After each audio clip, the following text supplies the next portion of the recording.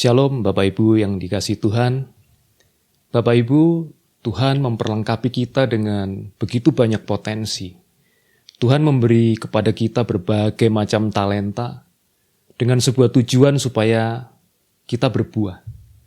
Tuhan ingin supaya hidup kita menghasilkan karya yang besar, menghasilkan pekerjaan-pekerjaan yang mulia bagi kemuliaannya. Tuhan mempunyai rencana yang besar bagi hidup kita, Bapak Ibu. Tuhan tidak ingin hidup kita di dunia ini hanya sekedar mampir atau lewat begitu saja, tanpa ada hal-hal yang besar yang kita hasilkan. Bapak Ibu, tapi ketika kita melihat ke dalam diri kita, ketika kita melihat dunia di sekitar kita, ketika kita melihat situasi yang ada di sekeliling kita, seringkali kita menjadi ragu apakah kita sungguh-sungguh bisa berbuah dalam hidup ini. Apakah kita sungguh-sungguh bisa menggenapi rencana Tuhan? Apakah kita akan bisa menghasilkan perkara-perkara yang besar dalam hidup kita? Dunia ini penuh dengan berbagai macam masalah dan persoalan. Dan bahkan untuk sekedar bertahan hidup seringkali itu menjadi sebuah perjuangan dan pergumulan bagi kita. Kalau untuk bertahan hidup saja begitu sulit, begitu berat, bagaimana mungkin kita bisa berbuah? Itu mungkin pertanyaan yang sering muncul di pikiran kita. Bagaimana mungkin kita akan bisa menghasilkan perkara-perkara yang besar dalam hidup kita? Bapak Ibu, saya berdoa supaya firman Tuhan yang akan kita renungkan sebentar akan membangkitkan kembali iman kita, akan membangkitkan kembali semangat kita dan keyakinan kita bahwa rencana Tuhan dalam hidup kita tidak pernah gagal, bahwa kita bisa berbuah, kita bisa bekerja dan menghasilkan karya yang besar dalam hidup kita sesuai dengan rencana Tuhan dalam hidup kita. Tentu sesuai dengan porsi, sesuai dengan takaran yang ditetapkan oleh Tuhan bagi kita masing-masing. Bapak Ibu, mari kita bersama membaca di dalam Mazmur pasal 92 ayat 13 sampai 16. Mazmur 92 ayat 13 sampai 16. Orang benar akan bertunas seperti pohon korma, akan tumbuh subur seperti pohon aras di Libanon. Mereka yang ditanam di bait Tuhan akan bertunas di pelataran Allah kita.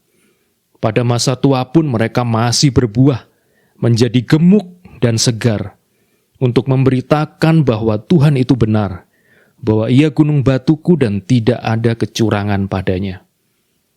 Bapak Ibu, kalau kita membaca 4 ayat ini, kita akan bisa menarik sebuah gambaran besar bahwa setiap orang, setiap umat Tuhan ditentukan oleh Tuhan untuk berbuah, untuk menghasilkan buah. Kita akan merenungkan bagian demi bagian, bagaimana kita bisa berbuah, bagaimana kita bisa menghasilkan perkara-perkara besar di dalam Tuhan. Kita akan mulai dari ayat yang ke-13. Orang benar akan bertunas seperti pohon korma, akan tumbuh subur seperti pohon aras di Libanon. Bapak Ibu, syarat pertama dan terutama supaya kita bisa berbuah adalah kita harus menjadi orang benar. Untuk menjadi orang benar, kita tidak bisa mengandalkan kekuatan kita sendiri. Firman Tuhan berkata bahwa semua orang sudah jatuh ke dalam dosa dan sudah kehilangan kemuliaan Allah. Sehingga untuk menjadi orang benar, kita membutuhkan anugerah Tuhan. Dan kita bersyukur kepada Tuhan karena kita sudah menerima anugerah itu. Ketika kita percaya kepada Tuhan Yesus, maka kita diberikan status yang baru. Kita yang dulu terhilang, kita yang dulu seteru Allah, kita sekarang diperdamaikan dengan Tuhan. Melalui penebusan Kristus, melalui karya penyelamatan yang dikerjakan oleh Tuhan Yesus di atas kayu salib. Dan pada saat kita menerima keselamatan itu, saat itulah kita menjadi orang benar. Saat itulah status kita berubah. Dari orang berdosa menjadi orang benar. Kita diperdamaikan dengan Tuhan. Oleh kasih karunia kita telah dibenarkan, Roma 3 ayat 24. Oleh kasih karunia kita telah dibenarkan dengan cuma-cuma karena penebusan dalam Kristus Yesus. Sungguh kita bersuka cita akan hal ini Bapak Ibu. Kita semua mempunyai status yang baru. Kita diselamatkan oleh Tuhan. Dan ini seharusnya membawa sukacita di dalam hidup kita. Bapak Ibu, Tetapi perubahan status saja tidaklah cukup. Status kita yang baru sebagai orang benar harus diikuti dengan tindakan-tindakan kita. Kita harus menunjukkan sikap hidup sebagai orang benar. Kita memang tidak diselamatkan karena perbuatan baik kita. Kita diselamatkan hanya oleh anugerah dari Tuhan Yesus, hanya oleh penebusan Kristus. Tetapi perbuatan baik kita dan ketaatan kita terhadap firman Tuhan itu merupakan sebuah bukti bahwa kita sudah menerima keselamatan. Perbuatan baik kita itu merupakan sebuah ekspresi iman kita. Perbuatan baik kita itu merupakan sebuah akibat dari pembenaran yang sudah kita terima dari Tuhan. Bapak Ibu, Yakobus berkata bahwa iman tanpa perbuatan itu adalah mati. Sehingga iman kita kepada Tuhan Yesus tentunya harus diikuti dengan ketaatan kita kepada firman Tuhan. Ketika kita menjadi anak-anak Allah, kita memang menerima berkat-berkat dari Tuhan. Kita berhak atas semua janji Tuhan karena kita adalah anak-anaknya setelah kita dibenarkan oleh Tuhan. Bapak Ibu, tetapi kita mempunyai kewajiban juga sebagai anak-anak Allah. Kita punya hak sebagai anak-anak Allah. Kita punya janji-janji Tuhan. Tapi kita juga punya kewajiban sebagai anak-anak Tuhan.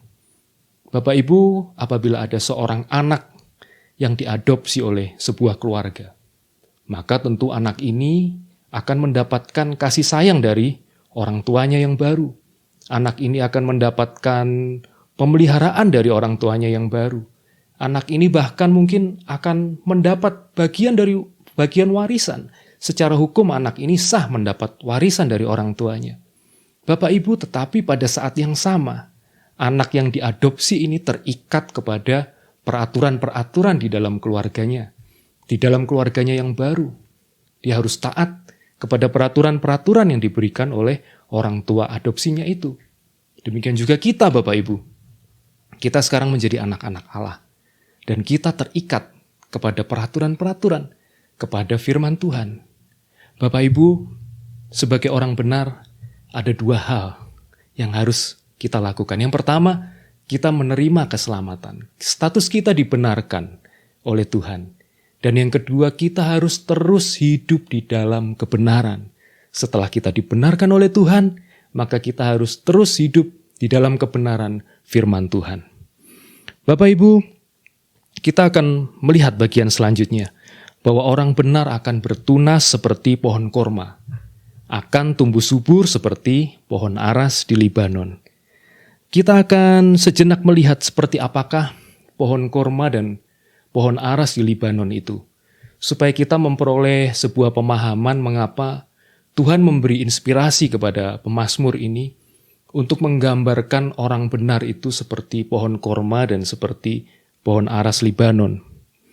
Bapak Ibu, kalau kita mempelajari kondisi di Timur Tengah, selama ribuan tahun pohon korma ini menjadi sebuah tanaman yang sangat penting bagi mereka. Kita tahu bahwa kondisi geografis di sana terdiri dari banyak sekali tanah yang tandus, bahkan gurun-gurun pasir.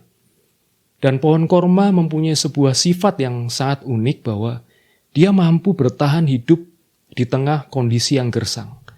Di tengah padang pasir yang susah mendapatkan air, yang panas terik dan begitu gersang, pohon korma mampu tumbuh di sana. Bahkan mampu mencapai ketinggian hingga 20 meter. Dan bukan hanya itu Bapak Ibu. Pohon korma menghasilkan buah yang memberi kehidupan bagi orang yang memakannya. Kita bisa bayangkan situasi di padang gurun di mana pada masa itu orang melakukan perjalanan di sana.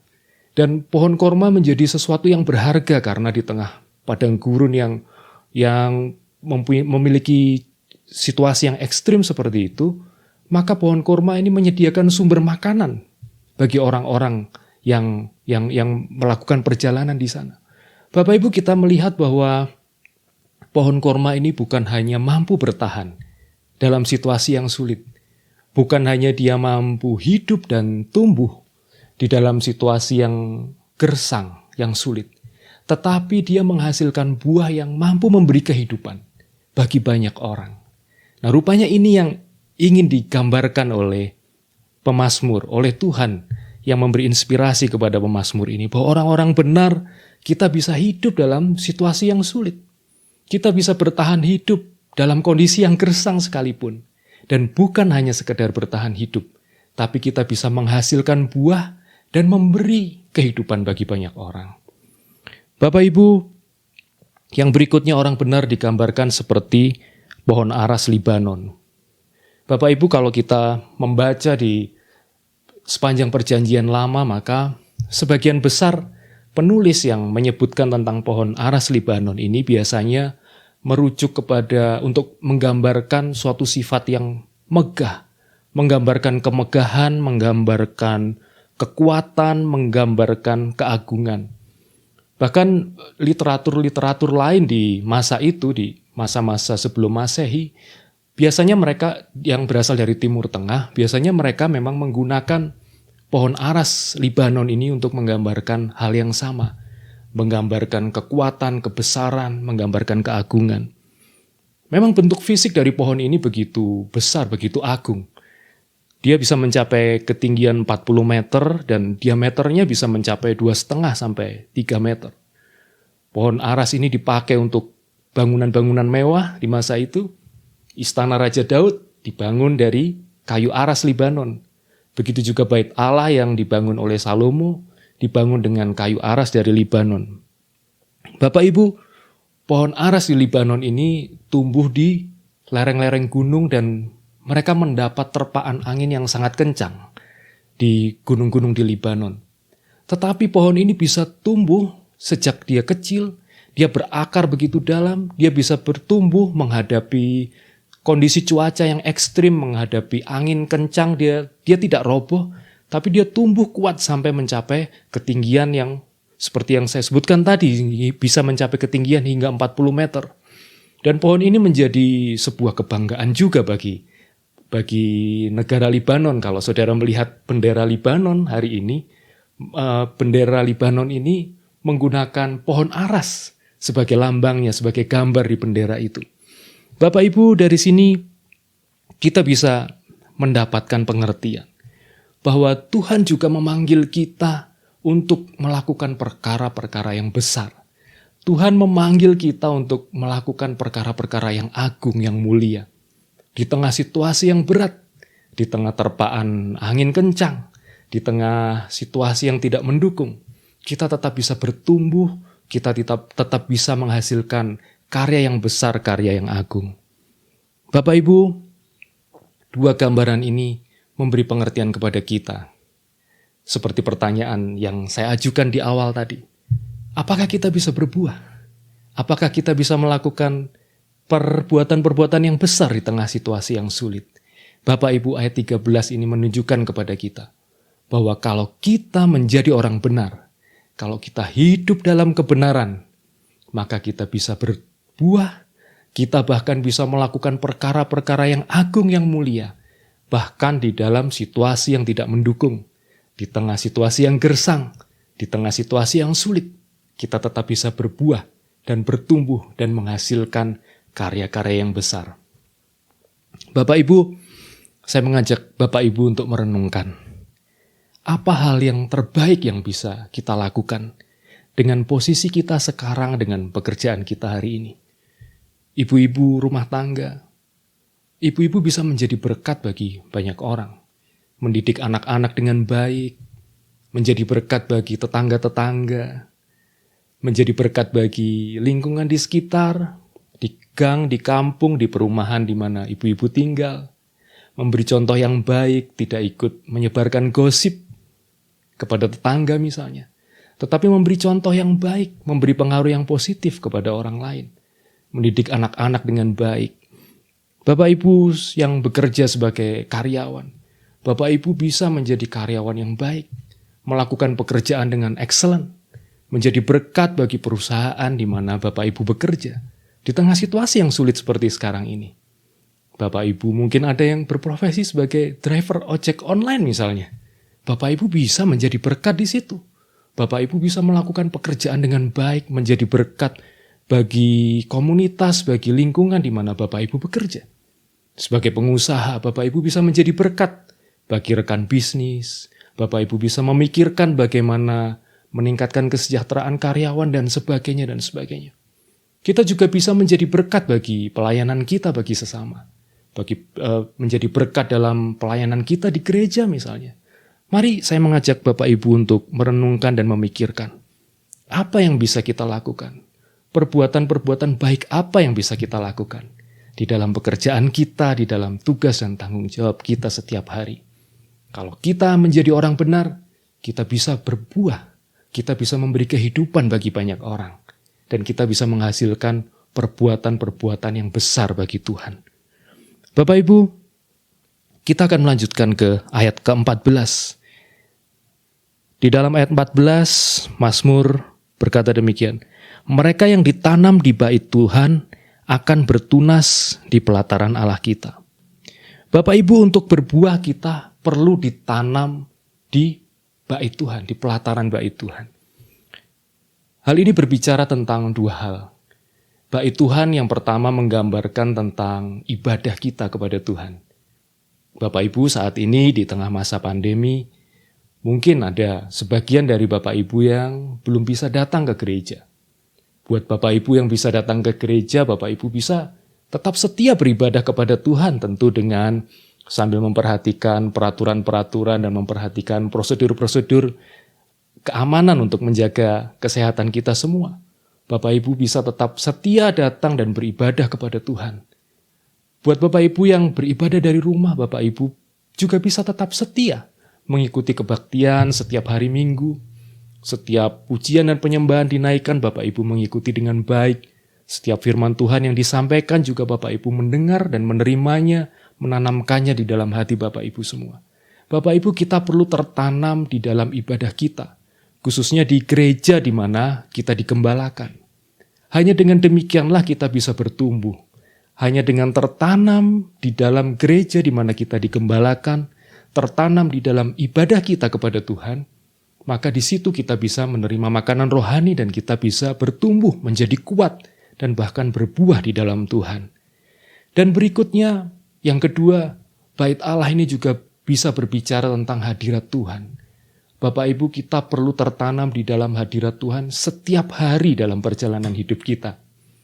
Kita perlu menyediakan waktu untuk berdoa, untuk menyembah Tuhan, untuk merenungkan firman Tuhan. Bapak Ibu, jangan sampai kita menjalani hari-hari kita dengan tanpa persekutuan dengan Tuhan. Karena hanya di dalam persekutuan dengan Tuhanlah kita memperoleh kekuatan, kita memperoleh makanan rohani, kita memperoleh kekuatan bagi roh kita, bagi jiwa kita. Sehingga kita bisa bertumbuh, kita bisa berbuah, menghadapi setiap kesulitan dan tantangan yang kita hadapi.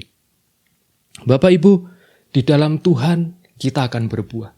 Tuhan Yesus berkata dalam Yohanes 15 bahwa di luar aku, di luar Tuhan Yesus, kamu tidak bisa berbuat apa-apa. Tetapi di dalam Tuhan kita akan berbuah banyak. Bapak Ibu, kalau kita tidak berbuah, Tuhan Yesus berkata kita seperti ranting yang tidak berguna, yang nantinya akan dibuang ke dalam api. Tetapi kalau kita melekat kepada Tuhan, kita tertanam di bait Allah, yaitu di dalam gereja di mana kita digembalakan, di dalam ibadah-ibadah gereja, dan juga tertanam di dalam hadirat Tuhan setiap hari dalam hidup kita, maka kita akan berbuah banyak. Maka berarti kita sedang melekat kepada Tuhan Yesus, dan kita bisa berbuah banyak dan menghasilkan banyak pekerjaan yang besar bagi Tuhan. Bapak Ibu, pada ayat ke-15, Mazmur berkata bahwa pada masa tua pun mereka masih berbuah, menjadi gemuk dan segar.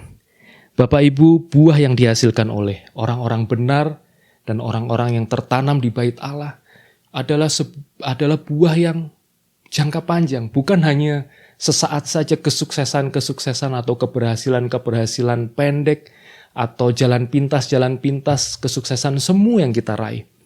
Tetapi sepanjang hidup kita, kalau kita menjadi orang benar dan tertanam di bait Allah, maka sepanjang hidup kita akan terus berbuah. Saya ingat kata-kata yang sering sekali disampaikan oleh Bapak Gembala dalam khotbah-khotbah. Ada satu kata yang cukup sering diucapkan oleh Bapak Gembala, yaitu bahwa di dalam kerajaan Allah tidak ada istilah pensiun. Kita semua sampai usia berapapun, kita tetap berbuah di dalam kerajaan Allah. Bapak Ibu, mungkin Bapak Ibu masih bekerja di usia senja, di usia tua. Itu satu hal yang baik, Bapak Ibu tetap bisa berkarya, tetap bisa produktif.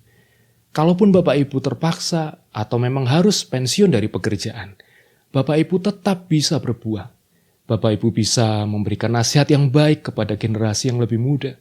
Bapak Ibu bisa melayani Tuhan di gereja. Bapak Ibu bisa melayani Tuhan di lingkungan di mana Bapak Ibu berada, dan banyak hal yang lain yang bisa Bapak Ibu kerjakan untuk tetap berbuah. Sampai masa tua pun mereka masih berbuah, menjadi gemuk dan segar. Ini menunjukkan bahwa sebagai anak-anak Tuhan, kita semua tetap produktif sampai kapanpun, sepanjang umur hidup kita. Kita tidak pernah pensiun untuk menghasilkan buah. Kita tidak pernah berhenti untuk berkarya dan menghasilkan pekerjaan-pekerjaan yang besar bagi Tuhan. Bapak Ibu, dan di dalam ayat yang ke-16, Mazmur berkata bahwa apa tujuan kita berbuah? Apa tujuan kita menghasilkan perbuatan-perbuatan yang besar itu? Dia dalam ayat yang ke-16 mengatakan demikian. Untuk memberitakan bahwa Tuhan itu benar, bahwa Ia gunung batuku dan tidak ada kecurangan padanya. Bapak Ibu, semua buah yang kita hasilkan, semua pekerjaan baik yang kita hasilkan, semua karya-karya yang besar yang kita hasilkan, itu akan mempunyai makna apabila kita mendedikasikannya buat Tuhan. Apabila kita mempersembahkannya bagi Tuhan. Semua pekerjaan besar itu, semua buah yang kita hasilkan itu akan mempunyai makna apabila kita memakainya bagi kemuliaan Tuhan. Bagaimana kita bisa memakai semua yang kita lakukan untuk kemuliaan Tuhan? Yaitu ketika kita menjadi berkat bagi orang lain. Ketika hidup kita dan buah kita itu mencerminkan kasih Kristus bagi orang lain, menceritakan kebesaran Tuhan, menceritakan kasih Tuhan bagi dunia di sekitar kita. Ketika lewat hidup kita orang melihat kasih Kristus, orang melihat kebesaran Tuhan, keagungan Tuhan, karya Tuhan di dalam hidup kita. Pada saat itulah buah dan semua karya yang besar yang kita hasilkan itu mempunyai makna. Bapak Ibu, kita bisa berkarya dan berbuah bagi Tuhan dimanapun kita berada. Saya ingin berbagi sebuah pengalaman yang saya alami beberapa tahun yang lalu. Bapak Ibu, pada saat itu saya sedang dalam perjalanan naik taksi dari rumah menuju ke stasiun kereta api. Dan driver taksi ini seorang bapak yang kira-kira usianya menjelang 50 tahun. Perjalanan kira-kira memakan waktu sekitar setengah jam dari rumah saya ke stasiun kereta. Dan pada saat saya masuk ke taksi itu, bapak ini bersikap ramah kepada saya.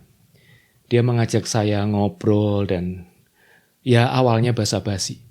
Tetapi yang berkesan bagi saya adalah bapak ini bercerita tentang perjalanan hidupnya. Di usianya yang menjelang 50 tahun dia bekerja sebagai driver taksi, dia cerita bahwa dia punya banyak masalah, punya banyak pergumulan di dalam hidupnya. Dia harus mencukupi kebutuhan keluarga, ada satu anaknya yang kuliah yang harus dia biayai. Tetapi satu hal yang unik adalah dalam ceritanya tentang pergumulan hidupnya itu dia tidak menunjukkan sedikit pun kesan berkeluh kesah. Justru yang dia ceritakan kepada saya adalah bagaimana Tuhan menolong dia. Pada saat dia punya kebutuhan yang mendesak, Tuhan membuka jalan, Tuhan menolong dia. Dan sepanjang perjalanan itu, saya menangkap sebuah atmosfer optimisme, atmosfer sukacita dari apa yang dia ceritakan. Padahal kalau berdasarkan ceritanya hidupnya tidak mudah, hidupnya berat, penuh dengan pergumulan. Tapi di balik itu dia selalu bercerita, dia selalu berkata bahwa Tuhan itu baik. Tuhan selalu menolong dia dalam masalah, dalam persoalannya. Pada saat dia bercerita itu semua dia belum tahu bahwa saya saudara seiman. Tapi dia bercerita tentang bagaimana Tuhan menolong dia, bagaimana Tuhan mengasihi dia, bagaimana dia bersyukur dengan pekerjaannya sebagai driver taksi itu, Bapak Ibu. Dan saya yang mendengarkan ceritanya, saya merasa sangat diberkati. Dalam hati saya bahkan merasa malu karena kalau dibandingkan mungkin hidup saya lebih mudah dari bapak ini. Tapi saya mungkin lebih banyak berkeluh kesah daripada dia. Mungkin dia lebih optimis, dia lebih bersyukur daripada saya. Dan saya sangat-sangat diberkati selama setengah jam saya berada di dalam taksi itu.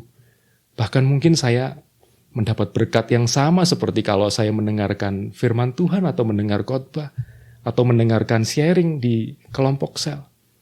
Dan saya mendapat berkat semacam itu di dalam taksi dari seorang supir taksi yang saya tidak kenal. Menjelang akhir pembicaraan setelah dia tahu bahwa saya adalah saudara seiman, dia baru cerita bahwa dia pun juga melayani di sebuah gereja sebagai usher. Bapak Ibu, coba kita bayangkan. Dalam sehari mungkin driver taksi ini membawa 5 penumpang, mungkin 6 penumpang atau lebih mungkin. Bapak Ibu bisa bayangkan sudah berapa banyak orang yang diberkati lewat kesaksiannya. Berapa banyak orang yang diberkati dengan sukacita yang dia tunjukkan, dengan keramahan yang dia tunjukkan. Bagaimana dia cerita tentang pergumulan perjuangan hidupnya tanpa berkeluh kesah. Tapi sebaliknya dia mengucap syukur karena di dalam perjuangannya itu Tuhan selalu menolong dia.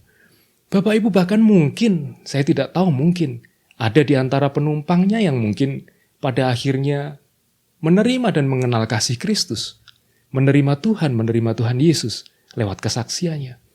Bapak Ibu, sebagai driver taksi, dia sudah memberi berkat bagi banyak orang, termasuk bagi saya. Saya turun dari taksi itu dengan sebuah semangat yang baru. Bagaimana seorang yang penuh perjuangan dan pergumulan seperti driver taksi ini, dia bisa hidup dengan optimis. Mengapa saya banyak berkeluh kesah? Mengapa saya kurang bersukacita, kurang bersyukur? Dan saya yakin bukan hanya saya yang diberkati lewat driver taksi ini. Saya yakin ada orang-orang lain juga yang diberkati lewat hidupnya, lewat kesaksiannya. Bapak Ibu, janganlah memandang rendah diri Bapak Ibu sendiri. Janganlah memandang remeh pekerjaan yang dipercayakan oleh Tuhan kepada Bapak Ibu. Kita semua bisa berbuah di tempat di mana Tuhan sudah menempatkan kita. Kita semua bisa berbuah dan menjadi berkat, bahkan memberi kehidupan bagi banyak orang. Lewat pekerjaan kita, lewat apapun yang kita kerjakan setiap hari. Dan jangan pernah memandang remeh pekerjaan kita, memandang rendah diri kita. Karena Tuhan sudah memberi kepada kita kemampuan untuk berbuah, untuk menghasilkan buah, untuk melakukan perkara-perkara yang besar. Bapak Ibu, saya akan menutup renungan ini dengan mengajak Bapak Ibu untuk membaca Yohanes pasal 15 ayat yang ke-16. Yohanes 15 ayat 16. Bukan kamu yang memilih aku, tetapi akulah yang memilih kamu. Dan aku telah menetapkan kamu supaya kamu pergi dan menghasilkan buah, dan buahmu itu tetap. Supaya apa yang kamu minta kepada Bapa dalam namaku, diberikannya kepadamu. Bapak Ibu, ini adalah panggilan Tuhan buat kita. Buat semua dari kita tanpa terkecuali. Supaya kita pergi dan menghasilkan buah, dan buahmu itu tinggal tetap. Bapak Ibu, mari kita menjadi orang yang benar. Kita hidup dalam kebenaran, kita sudah dibenarkan oleh Kristus. Kita terus hidup dalam kebenaran.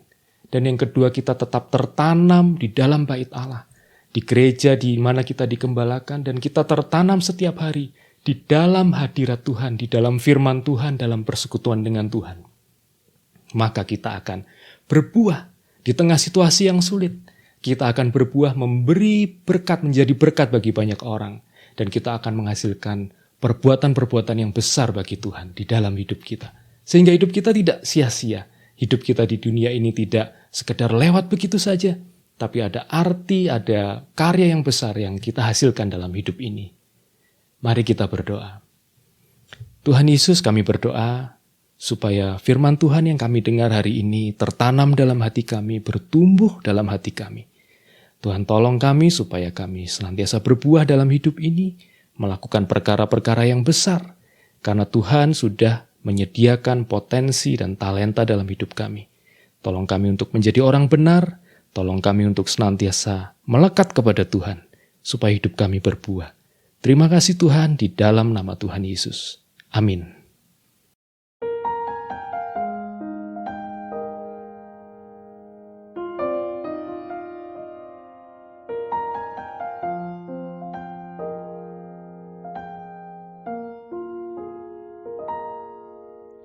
Ku rindukan kediaman-Mu, bawaku lebih dekat.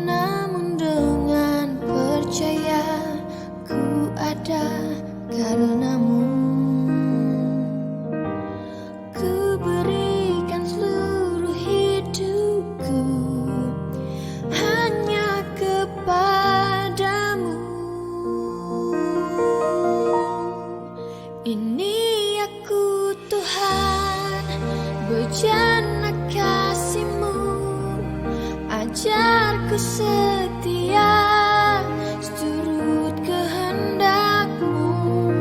Ini aku Tuhan, bentuklah hidupku, ajarku